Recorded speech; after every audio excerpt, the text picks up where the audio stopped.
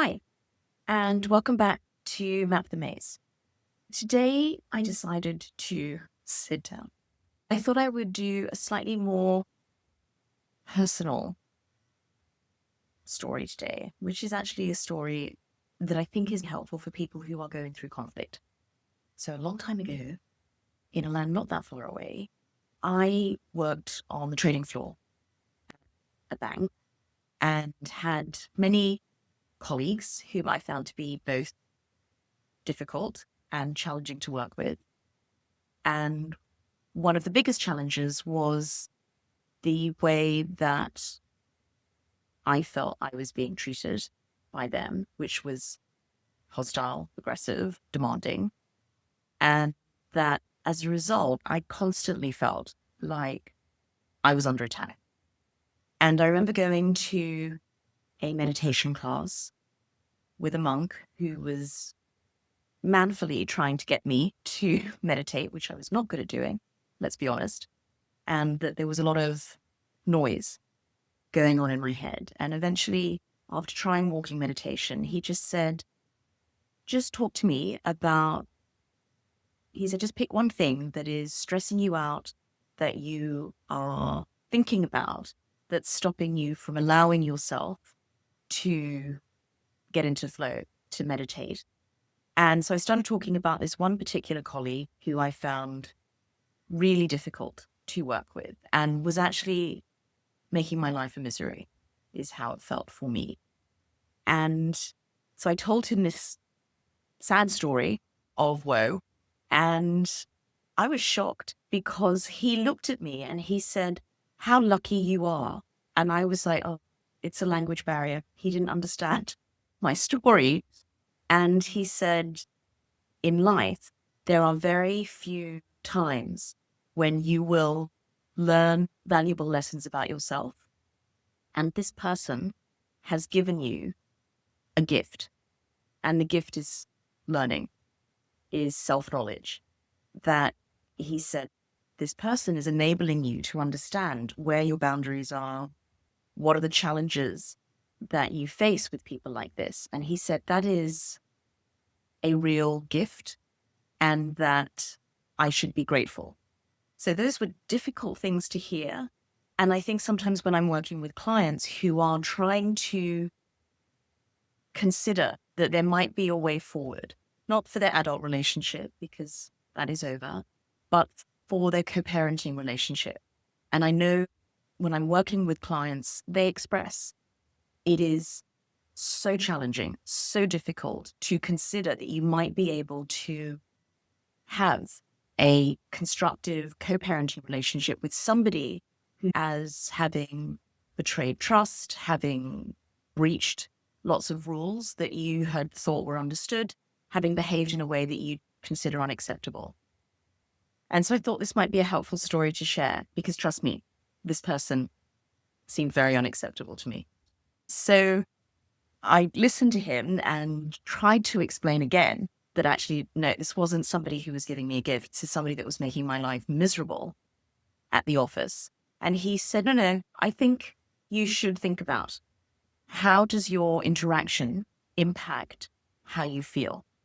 And I was, I think, open enough to at least give it a go. And what he asked me to do is when you go back to the office, every time that this person comes over, every time that you interact with them, be grateful. Come from an attitude of thankfulness that they are sharing with you more information about yourself, more knowledge about yourself in a way that's really difficult to get.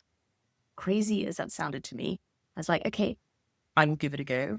I went back to the office after what was a really beautiful trip, which was always sad because obviously getting back was the end of the trip.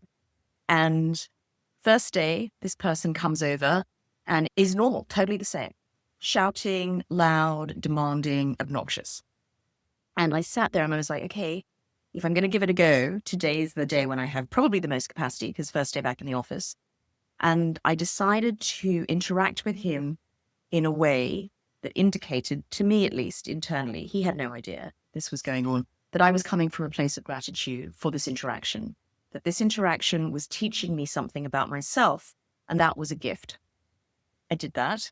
It was very difficult because it was the last thing I wanted to do was to speak to this person as if I was grateful to them, obviously. And it took a lot of energy. And then the next day, again, he's no different. I'm still trying to come from a place of gratitude. And so I would say that for about a month, every time I interacted with him, I intentionally decided I'm coming from a place of gratitude. I will interact with you as if I am grateful that this interaction is happening, as opposed to what I was really thinking, which was, oh my God, why are we speaking again? Why do we have to interact? Anyway, it took a lot of energy, and I suddenly wasn't doing it for all of the other people I found difficult to work with, but I was doing it for this one guy. And what started to happen seemed like magic, but actually was because this monk knew a lot about people and how people work, was that because I had changed, the quality of the interaction had changed. He hadn't changed as a person. He had no idea what I was doing. But after a month, he started to change the way he interacted with me because I had changed. And I think that is a really valuable lesson, that when I'm working with people, with parents who are thinking, I don't know how we're going to co-parent going forward because all of these terrible things have happened and been done and said. And if you didn't have children, you would probably never speak to this person again. But the reality is you do have children with them. So they are the other parent forever. There needs to be a way to be able to work constructively. I'm not saying cooperatively. I'm not saying go on holiday together. I'm not saying be in each other's pockets, but to work constructively. And this is one way to do that. It is really hard. It takes a lot of energy, which I appreciate when people are separating and divorcing. You don't always have, but it is incredibly powerful as a tool. And when I think to relationships I have with people, which I find challenging, where I think their behavior is wrong, I'm going to sugarcoat it, it's just wrong.